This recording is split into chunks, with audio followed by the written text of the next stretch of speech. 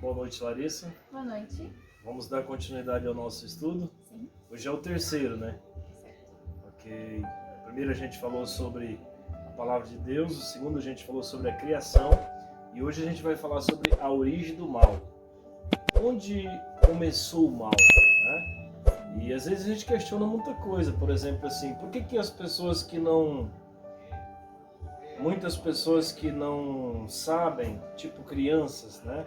Elas sofrem o mal sem praticar o mal. Né? Quantas crianças... Outro dia eu vi a reportagem de pessoas pedindo doadores para uma criança de 6 meses. Doador de sangue, porque ela tinha leucemia. Ela precisava, ela estava em uma fila de espera de doação para medula óssea. Porque ela precisava trocar todo o sangue dela. Na realidade, trocar a medula óssea, porque é onde produz ali, né? Não sei se é a medula óssea que produz o sangue, eu sei que é a partir da medula óssea que muda todo o sistema do corpo da pessoa. Se, por exemplo, está com leucemia, está doente, então precisa ser retirado aquela medula doente e colocar agora uma medula sã, porque senão todo o sangue que coloca com a medula doente, ela se contamina novamente, então tem que ser trocada a medula. Então o estudo de hoje é sobre a origem do mal, mas antes vamos fazer uma breve prece para dar continuidade ao estudo aí. Querido bom Pai, nós te agradecemos pelo dom da vida, porque neste momento temos a oportunidade de estudar a sua palavra. Queremos que o Senhor abra a nossa mente, a nossa compreensão, em especial a Larissa, para compreender onde se originou o mal e por que razão. Nós colocamos em Tuas mãos a nossa vida, pedindo ao Senhor que nos dê sabedoria e esteja conosco, nos amparando para vencermos o mal a cada dia pelo Seu poder, em nome de Jesus. Amém. Então vamos lá. Você acha que no céu é composto de muitos anjos ou poucos anjos? Na sua opinião, tem algum parecer? Acredito que são muitos. Muitos. Apocalipse aqui ele vai falar sobre uma estimativa, né? Para a gente ter uma noção. Você pode ver em Apocalipse 5, verso 11. Quantos anjos é composto o céu? Vi e ouvi uma voz de muitos anjos ao redor do trono, dos seres viventes e dos anciões, cujo número era de milhões e milhares de milhares. Então no céu a gente tem uma estimativa de milhões e milhares de milhares. Isso é muito pouco. A descrição a Bíblia faz de Lúcifer, que foi o líder de todos os anjos no céu. Você já sabia disso, né? Sim. Lúcifer, antes dele ser expulso para a terra, ele foi alguém influente no céu e que liderava os anjos no céu. Foi um anjo de luz, né? Anjo de luz. Lá dentro. Por isso o nome dele, Lúcifer, né? Que significa anjo Anjo de luz. de luz. Em Ezequiel, né? O capítulo 28, verso 14 a 17. Tu eras querubim, da guarda ungido, e te estabeleci. Permanecias no monte santo de Deus, no brilho das pedras andavas. Perfeito eras nos teus caminhos, desde o dia em que foste criado, até o que se chamou iniquidade em ti, que se achou iniquidade em ti. Na multiplicação do teu comércio, se encheu o teu interior de violência e pecaste, pelo que te lançarei profanado fora do monte de Deus, e te farei parecer, ó querubim, da guarda, em meio o brilho das pedras. Elevou-se o teu coração por causa da tua formosura, corrompeste a tua sabedoria por causa do teu resplendor. Lancei-te por terra, diante dos reis e te pus, diante dos reis te pus, para que te contemplem. Ok. Então essa é a descrição dele. Dá pra gente fazer uma pergunta interessante aqui nesse texto bíblico. Quem foi que criou todos os anjos? Deus? Deus. Sim. Agora, a pergunta para você é a seguinte: foi Deus que criou Satanás? Na verdade, ele era um. Então Deus criou Lúcifer e ele se tornou outra pessoa, né? Mas Exatamente. Sim. Ele não criou Satanás. Ele criou um anjo de luz. Interessante que você lê o texto até que se achou iniquidade em seu coração. Sim. Então ele foi criado um anjo de luz. Né? Mas o fato de ele estar no céu sem pecado, a gente pode dizer assim, mas Deus é culpado. Por que Deus deixou ele tomar essa decisão? Porque Deus criou todo mundo para adorar a Deus com todo o coração. Se Deus manipulasse as pessoas, não seria de verdade. Então, por isso, até todos os anjos, eles estão lá porque eles querem. E os que foram com Lúcifer é porque eles quiseram também. Então, essa é a lógica. Que nós fazemos o que nós queremos. Nós podemos adorar a Deus sim, e simplesmente ou não adorar. No caso, o livre-arbítrio. Deus deu o livre-arbítrio. E se fosse diferente disso, tipo assim, não, eu vou programar, vou criar aqui os anjos, tipo, programado para não errar, então não eram seres livres, eram robôs. Todo mundo que não tem o livre-arbítrio de escolher o que se quer ou não. Aí seria muito fácil, né? Tipo assim, vou criar os Minions aqui, né? E eles só fazem o que eu quero. Sim, verdade. Então, E mas agora, Deus não, Deus ele foi tão autêntico, né? Ele é autêntico, ama as suas criaturas, seus filhos, e ele criou livre, mesmo sabendo que mais tarde poderia dar errado. Ele estaria disposto em pagar o preço. Então Deus não criou Satanás, né? Ele criou um anjo de luz e Satanás, por livre escolha, tomou a decisão em se tornar o Lúcifer. Isaías 14, verso 12 a 14. 14, verso 12, ó. Como caíste do céu, ó estrela da manhã, filho da alva, como foste lançado por terra, tu que debilitavas as nações. Tu dizias no teu coração, eu subirei ao céu, acima das estrelas de Deus, exaltarei o meu trono e no monte da congregação me assentarei, nas extremidades do norte. Até 14, né? Subirei acima das mais altas nuvens e serei semelhante ao Altíssimo. Então ele foi tão arrogante que ele queria ser agora semelhante ao Altíssimo. Ou seja, exatamente. Então assim, ele queria um trono, né? Para que ele fosse igual ao Criador. Uma criatura é como se, vamos fazer uma comparação aqui bem grotesca, vamos dizer assim. Imagina aquela pessoa que trabalha de frete de carroça, de animal, um burro, um cavalo, uma mula, enfim. Aí, quando chegasse no meio da viagem, a mula fizesse assim: agora é o seguinte, eu vou te colocar aqui no carrinho e você vai puxar o carrinho e eu vou ir em cima.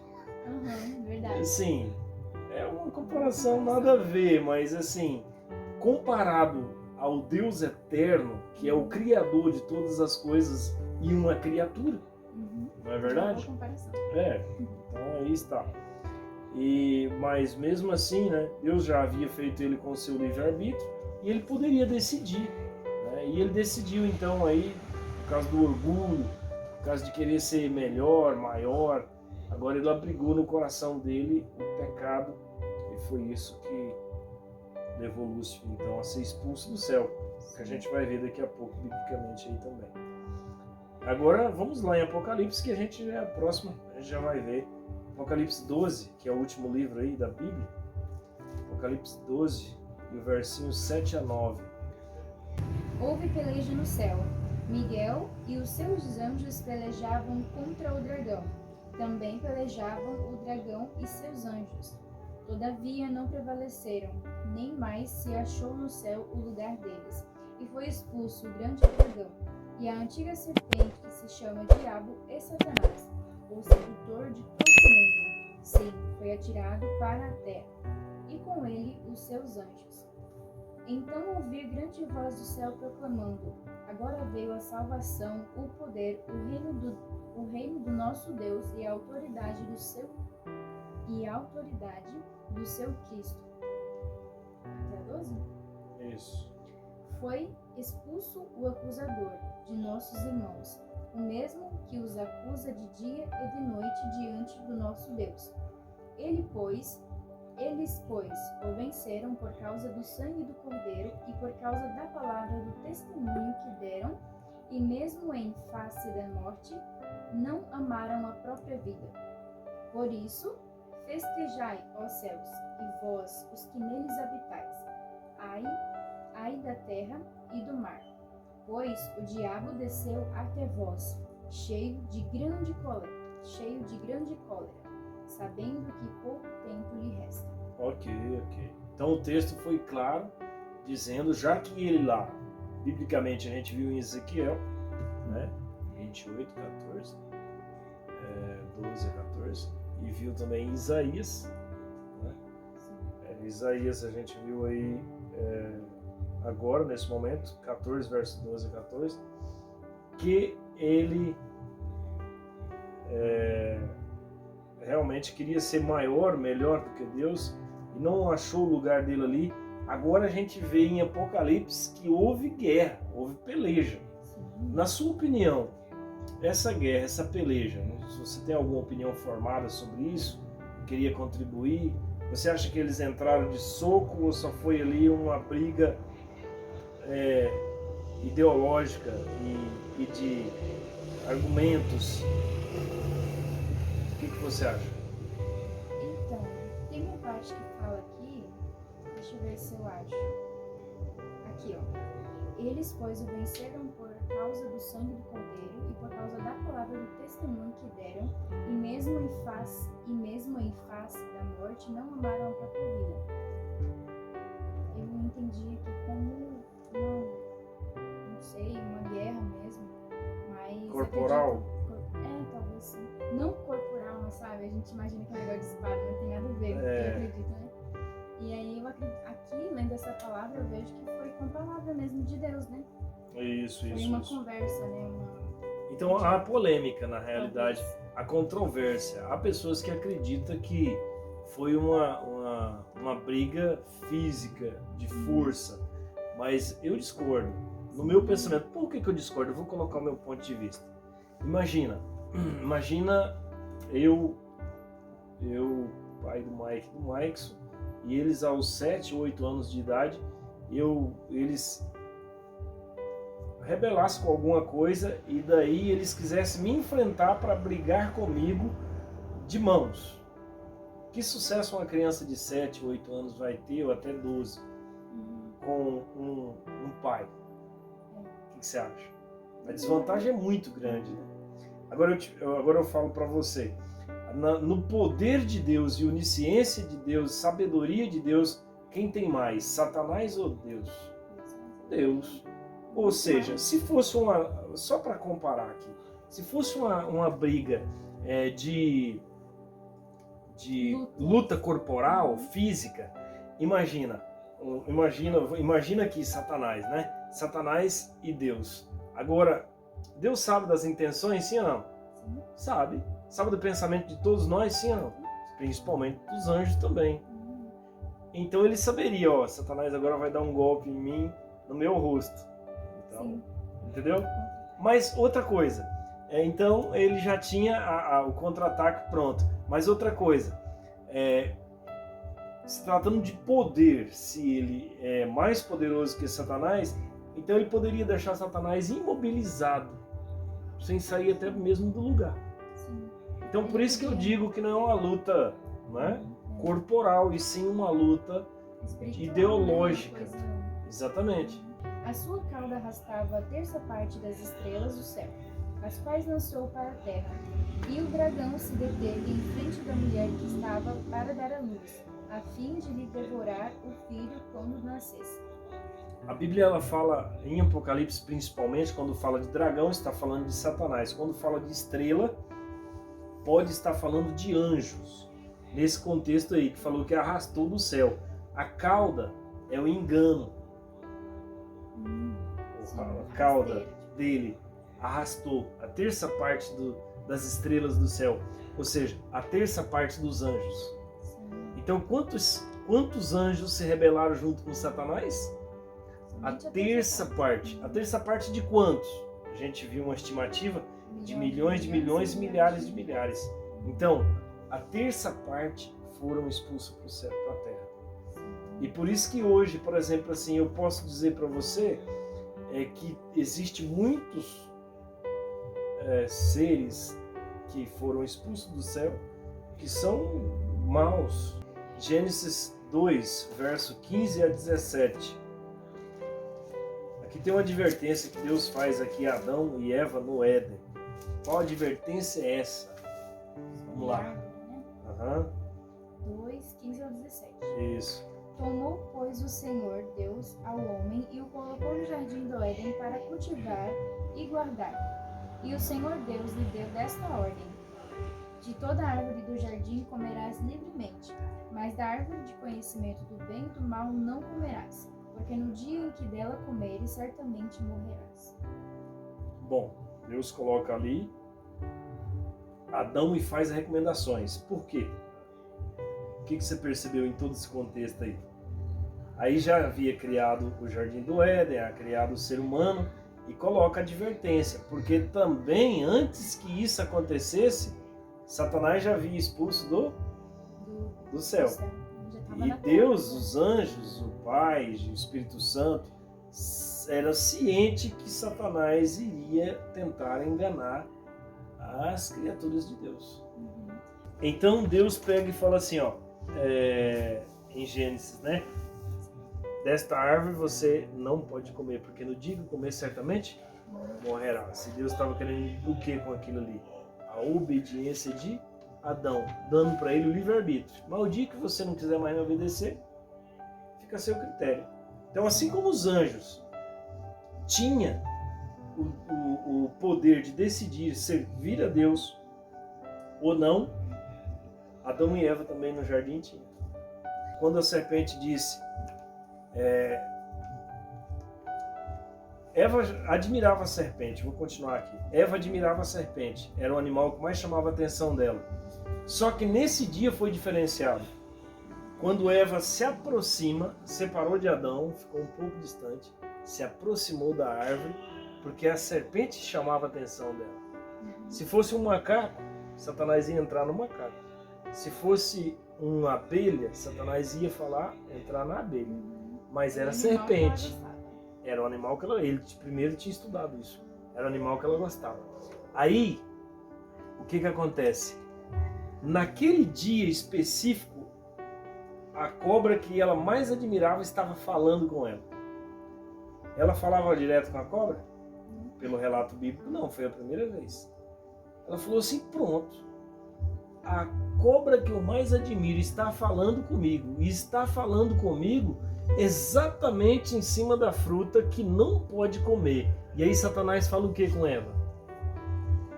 É porque Deus sabe que no dia que você vai comer, você vai ser igual a ele. Aí ela pensou assim, com seu raciocínio rápido, né?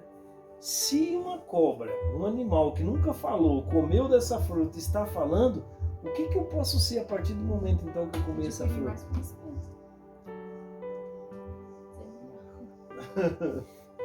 Aí foi aí o engano, né? Foi onde ele passou a rasteirinha em Eva.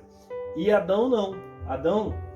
Adão quando foi enganado, não foi enganado. Por quê? Porque Eva agora chega perto dele e entrega a fruta para ele. Ele até questiona com Eva. Eva, mas não pode. Deus disse. E aí então ele estava ciente já. Ele pegou da fruta e comeu porque ele não conseguia ver ele sem a companheira dele. Ele estava disposto a pagar o preço junto com ela pelo amor que ele tinha por ela. Entendeu? E aí ele comeu também. E todos ficaram no pecado, se esconderam entre eles. Que plano Deus estabeleceu agora então, uma vez que o homem pecou? Qual foi o plano que Deus estabeleceu para restituir então a salvação do homem? Vamos ver aqui em João 3,16. Na realidade o homem estava fadado à morte, né? Porque ele disse assim, não comas, porque se você comer, certamente vai morrer. Sim. Então o homem não morreu no momento, mas agora a partir do momento que ele comeu, ele começou Ele foi decaindo, né? caindo, e foi se definhando, né? Pela idade, pelo pecado, e assim foi. Sim. No Então, final de 930 anos ele morreu. sim. Então esse significado de morrer é isso. É morrer e morrer eternamente também, porque Desobedecer. e tudo mais, era a aí entra consequência, tudo isso. a consequência do pecado é a morte eterna. Sim. Porém, o que fez a diferença é o que a gente vai ler agora. É o que a gente vai ver agora. João 3,16. É bem clássico, né? Todas as pessoas conhecem praticamente esse texto. Porque Deus amou o mundo de tal maneira que deu seu Filho unigênito para que todo o que nele crê não pereça, mas tenha vida eterna. Então, se Cristo Jesus não morre na cruz do Calvário, a morte de Adão seria o quê? Eterna.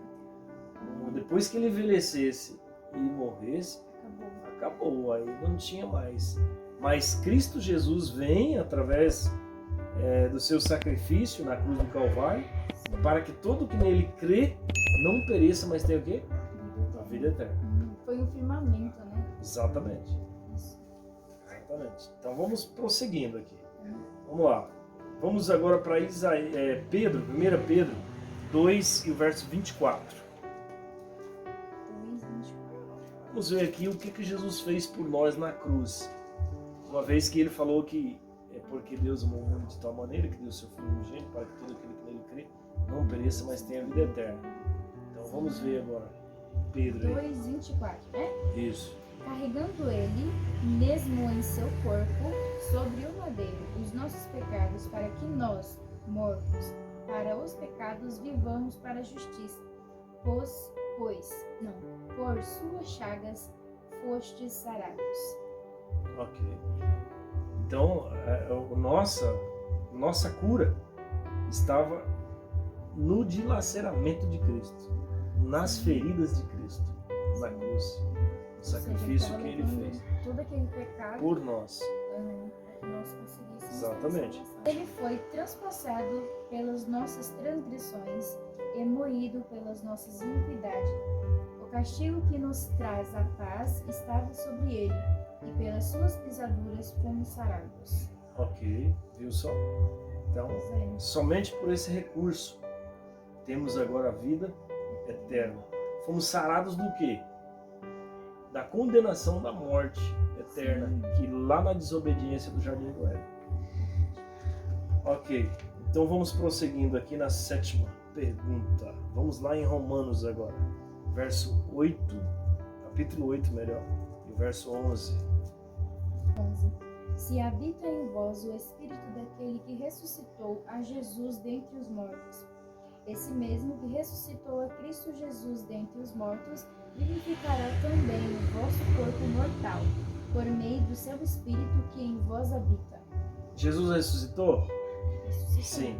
E isso dá a garantia de que todos aqueles que morrerem em Cristo também será ressuscitado por ele. Sim. Né? Um dia, né? Essa é a garantia, naquele grande dia. Que dia? O dia da volta Jesus, gloriosa Deus dele, voltar. da manifestação dele nas nuvens do céu. Né? Sim.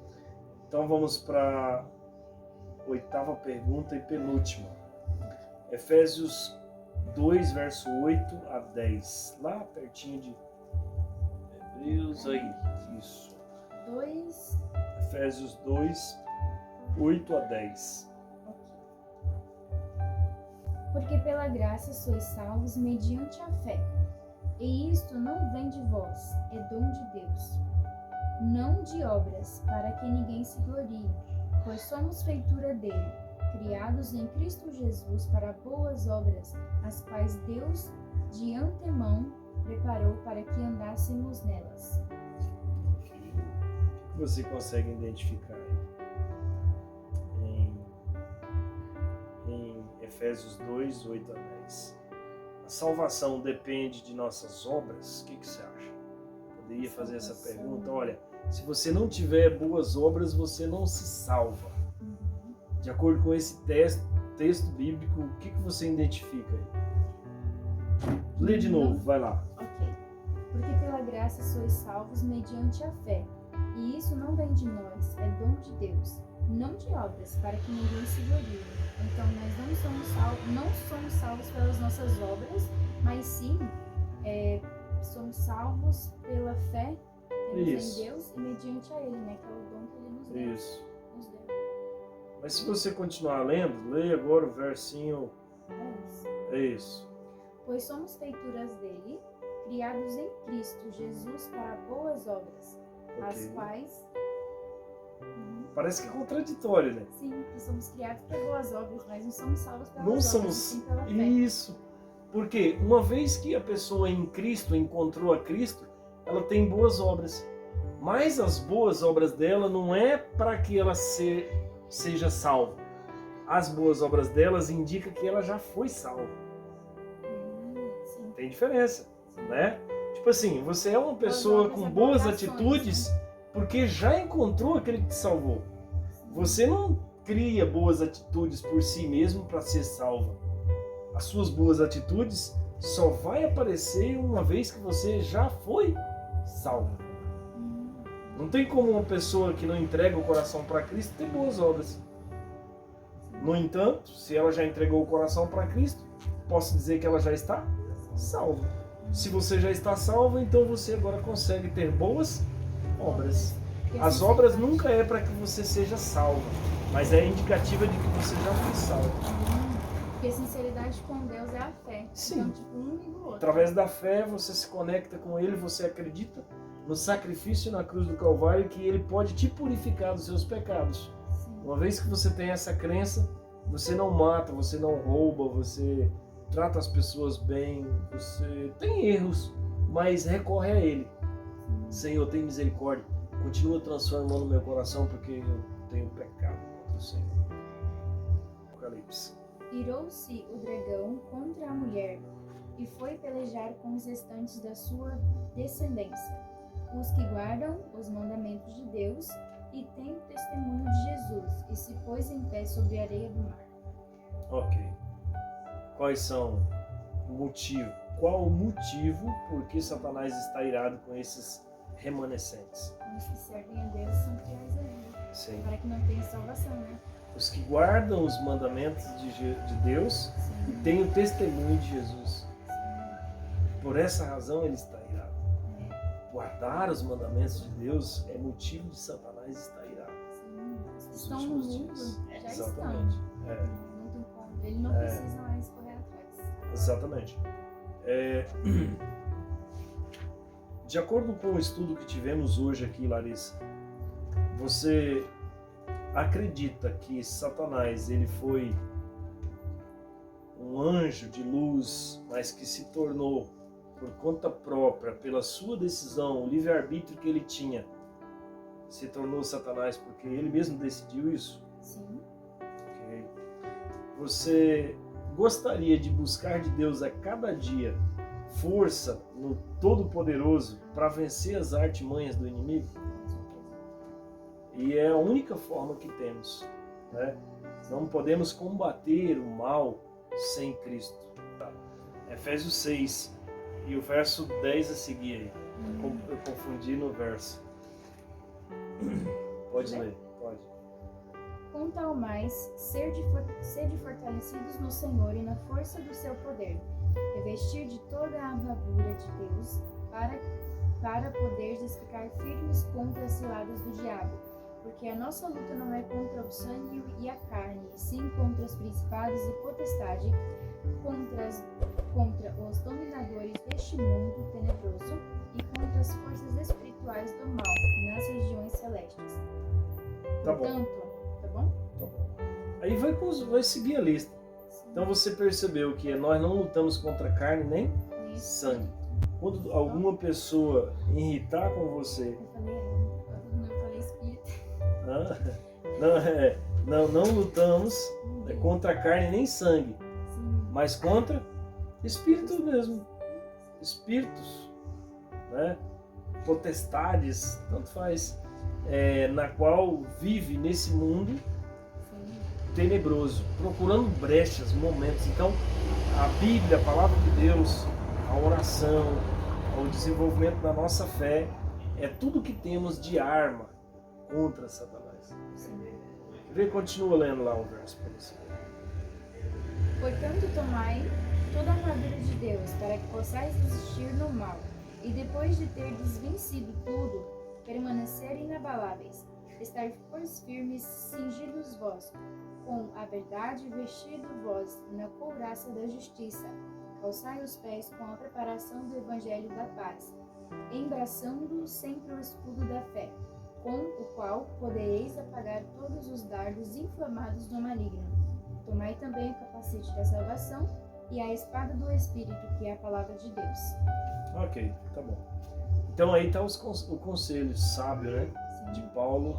E Paulo, olha que Paulo passou uns bons bocados ali na vida, na experiência de vida que ele teve com Deus.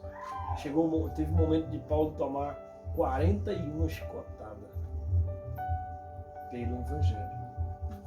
Você já viu alguém apanhando aqui por causa da palavra de Deus? Não.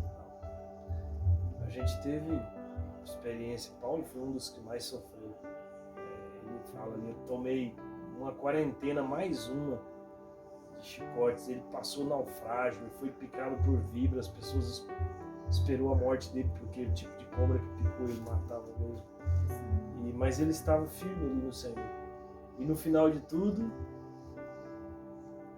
ele foi assassinado.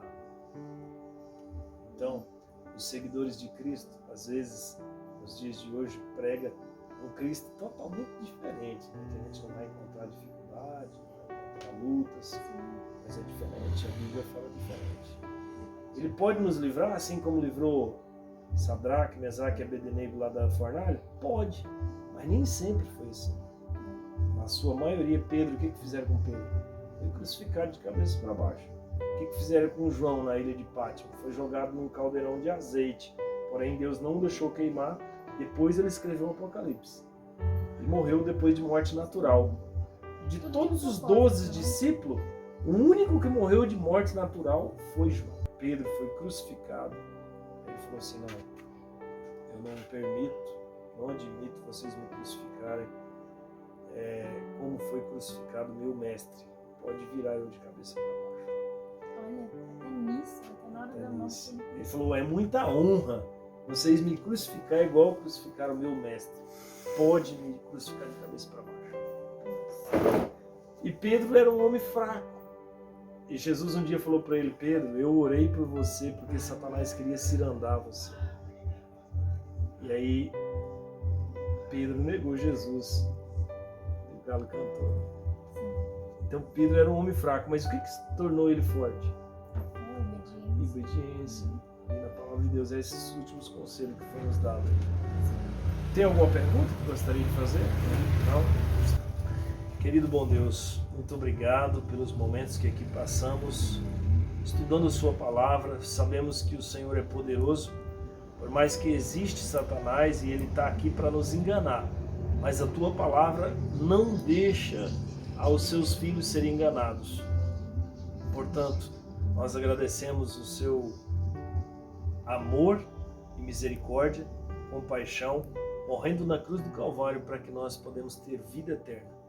E porque a tua palavra é a carta de amor e o guia seguro para nos livrar das ciladas do inimigo. Em nome de Jesus te agradecemos.